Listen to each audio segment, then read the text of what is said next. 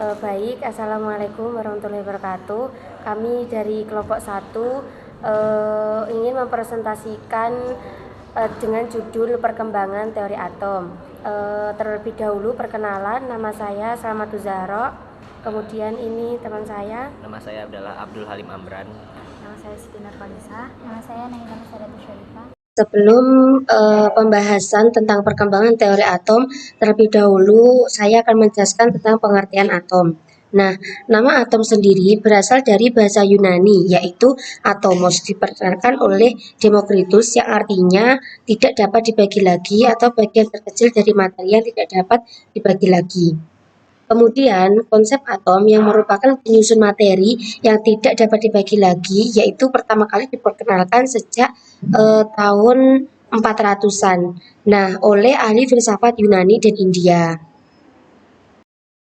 Kemudian masuk ke perkembangan model atom, yaitu terdapat 5 teori, yaitu dari John Dalton, kemudian Thomson, kemudian Ernest Rutherford, Niels Bohr, dan Erwin Schrödinger.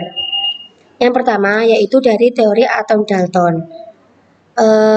Pengertian teori atom Dalton yang pertama yaitu zatnya tersusun atas partikel yang tidak dapat dibagi lebih lanjut disebut atom. Nah, semua atom penyusun suatu unsur memiliki sifat yang identik, yaitu ukuran, bentuk, dan masanya yang berbeda dari sifat atom unsur yang lain. Kemudian yang ketiga yaitu suatu reaksi kimia semata-mata adalah suatu penyusun ulang kombinasi atom dari senyawa per reaksi menjadi susunan atom dalam senyawa hasil reaksinya.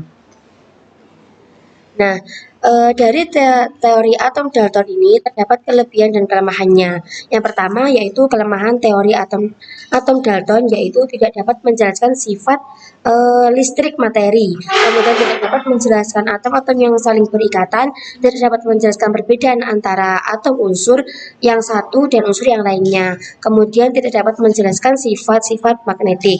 Kemudian kelebihan dari teori atom Dalton yang pertama yaitu dapat menerangkan hukum kekekalan massa, yaitu hukum Lavoisier, dan yang kedua yaitu dapat menerangkan hukum perbandingan tetap, yaitu hukum Gauss.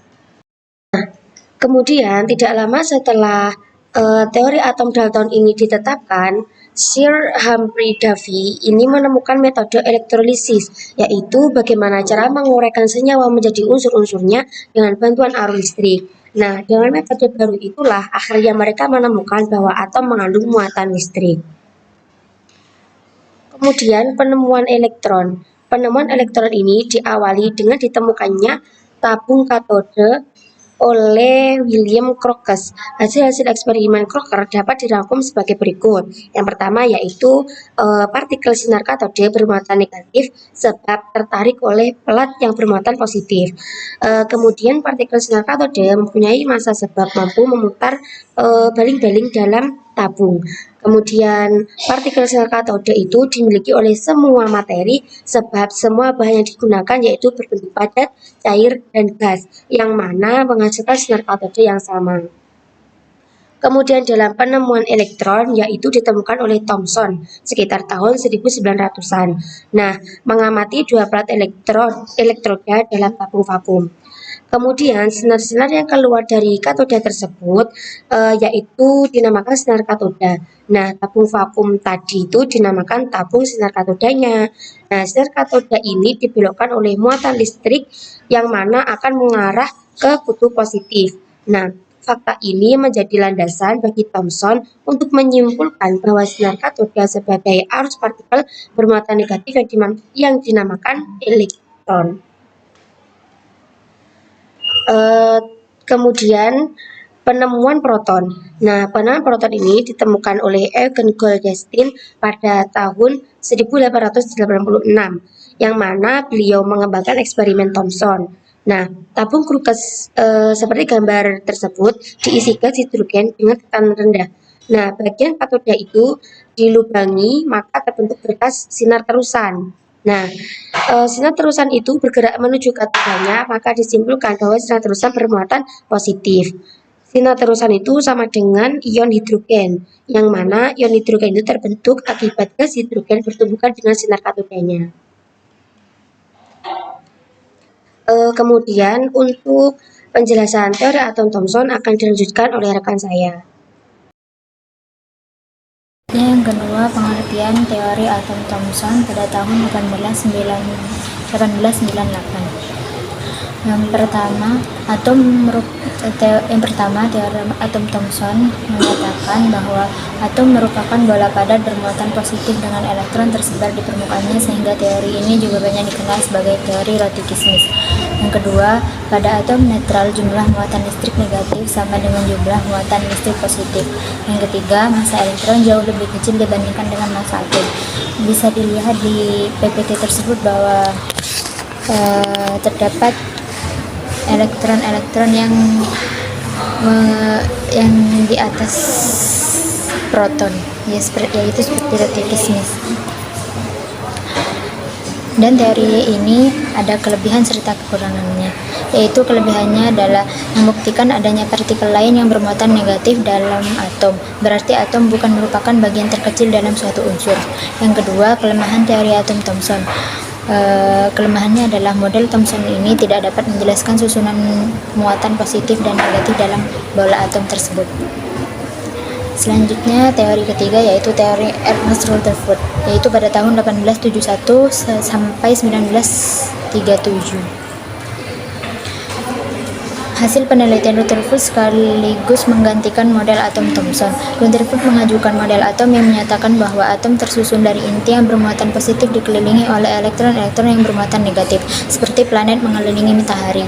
Massa atom terpusat pada inti dan sebagian besar volume atau atom merupakan ruang hampa atau kosong. Karena atom bersifat netral, maka jumlah muatan positif dalam inti atau proton harus sama dengan jumlah elektron. Tidak beberapa lama Rutherford mengajukan model atomnya. Ternyata terdapat beberapa kelemahan.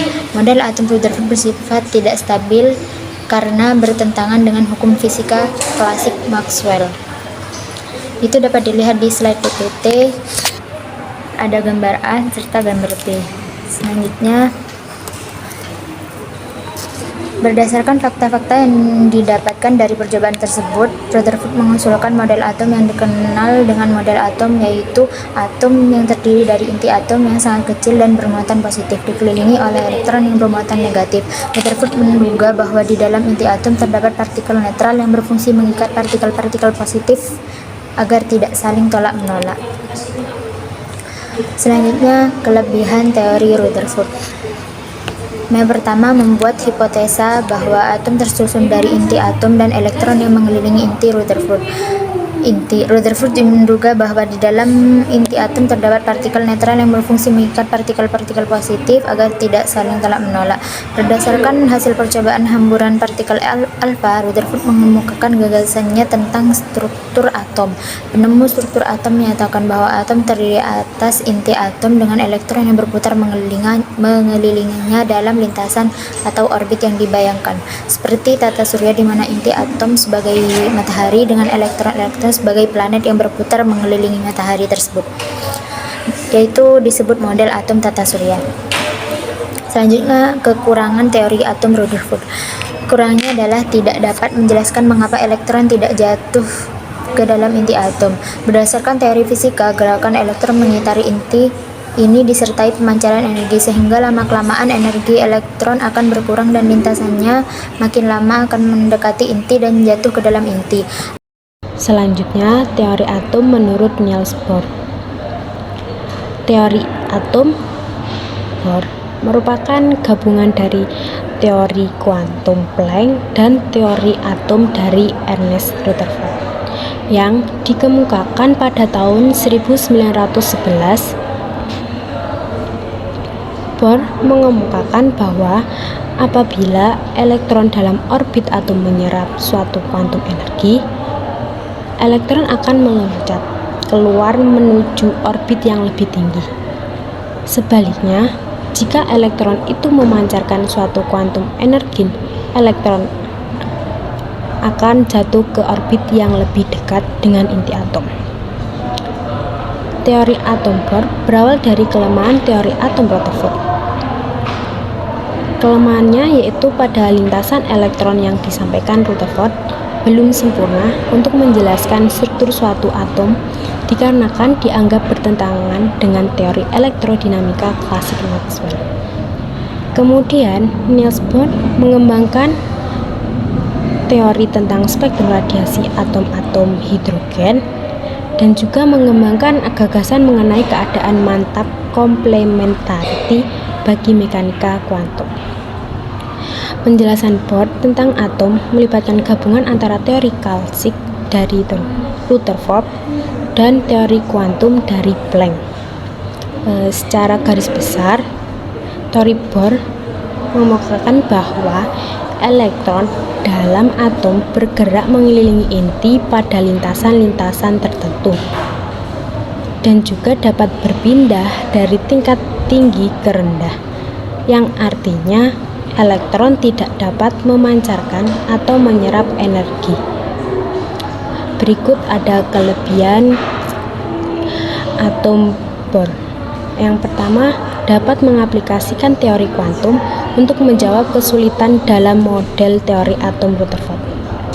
Yang kedua, dapat menerangkan dengan jelas garis spektrum pancaran emisi atau serapan absorpsi dari atom hidrogen.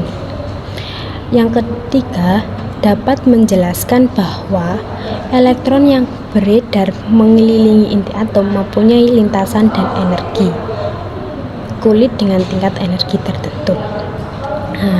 Berikut kelemahannya teori atom Bohr. Yang pertama, tidak dapat menjelaskan spektrum atom lebih besar dari hidrogen. Yang kedua, tidak dapat menjelaskan pemisahan garis-garis spektrum pada magnet, yaitu Zeeman effect atau medan listrik Stark effect. Yang ketiga, tidak dapat menjelaskan intensitas relatif dari garis spektrum. Baik, saya akan melanjutkan di topik kelima, yaitu ada perkembangan teori atom berdasarkan teori Erwin Schrödinger. Teori atom kuantum. Teori atom kuantum adalah kerangka konseptual dan matematika yang digunakan untuk menjelaskan perilaku atom dan partikel subatomik berdasarkan prinsip-prinsip mekanika kuantum. Teori ini dikembangkan pada awal abad ke-20 dan merupakan salah satu pencapaian penting dalam fisika modern. Pada tahun 1926, Erwin Schrödinger mengembangkan persamaan gelombang atau persamaan Schrödinger yang merupakan dasar dari teori kuantum modern. Persamaan ini adalah persamaan diferensial parsial yang menggambarkan evolusi fungsi gelombang suatu partikel subatomik. Persamaan Schrödinger memungkinkan perhitungan dan prediksi perilaku partikel dalam skala atom. Selanjutnya ada teori Erwin Schrödinger. Erwin Schrödinger berhasil mengemukakan teori atom modern atau teori atom mekanika kuantum, yaitu keadaan elektron pada saat tertentu tidak dapat ditentukan secara pasti. Yang ada hanyalah peluang atau probabilitasnya. Kedua, ada gerakan elektron pada lintasannya menyerupai gelombang. Erwin Schrödinger telah berhasil menyusun persamaan gelombang untuk elektron dengan menggunakan prinsip mekanika kuantum. Erwin Schrödinger juga mengemukakan elektron yang mengelilingi ini terdapat pada suatu orbital, yaitu daerah dengan kemungkinan terbesar ditemukannya elektron. Orbital digambarkan sebagai awan elektron atau pola titik-titik. Semakin rapat titik-titiknya, semakin besar kemungkinan elektron ditemukan. Kita lanjut ke kelebihan dari teori atom kuantum Schrödinger. Yang pertama itu adalah dapat menjelaskan sifat-sifat kuantum atom. Teori ini dapat menjelaskan sifat-sifat kuantum atom seperti spin dan momen angular yang tidak dapat dijelaskan oleh model atom klasik. Yang kedua adalah dapat menjelaskan spektrum emisi atom. Teori ini dapat menjelaskan spektrum emisi atom yang dapat digunakan untuk menentukan struktur atom. Dan yang ketiga itu adalah teori ini dapat menjelaskan reaksi kimia dengan menjelaskan bagaimana elektron dan atom bereaksi satu sama lain. Lanjut ke kekurangannya. Kekurangannya yang pertama adalah teori ini menyatakan bahwa elektron dalam atom dapat dijelaskan sebagai fungsi gelombang yang sulit untuk diinterpretasikan secara visual. Yang kedua adalah teori ini menggunakan konsep-konsep matematika yang cukup kompleks, seperti persamaan Schrödinger, yang dapat membuat sulit untuk dipahami oleh beberapa orang. Dan yang ketiga adalah gerak elektron secara tepat. Persamaan Schrödinger menyatakan bahwa elektron dalam atom dapat dijelaskan sebagai fungsi gelombang, tetapi tidak dapat menjelaskan gerak elektron secara tepat. Ya, mungkin itu saja dari kelompok kami. Apabila ada salah kata, mohon maaf. Saya mewakili kelompok 1. Assalamualaikum warahmatullahi wabarakatuh.